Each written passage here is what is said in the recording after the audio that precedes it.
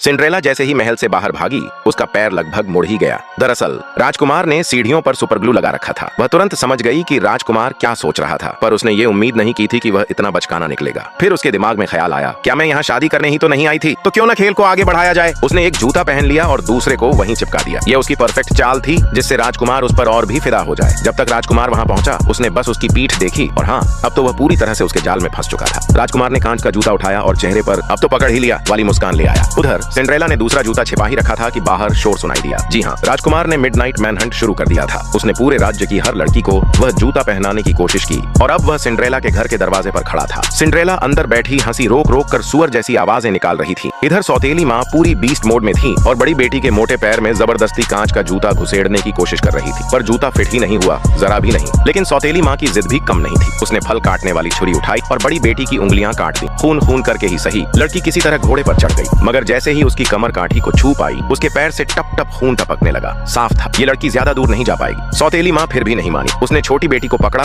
और इस बार उसकी एड़ी का हिस्सा काट डाला। करीब 2.5 मिनट बाद वह भी राजकुमार के सामने कांच का जूता पहनकर पहुंची, पर मुस्कुराने की कोशिश करने से पहले ही वह जमीन पर गिर गई, खून बहने की वजह से बेहोश। राजकुमार की उम्मीदें टूटने लगी थीं कि तभी सिंड्रेला पिछली गली से ऐसे निकली जैसे कोई रैंप वॉक कर रही हो।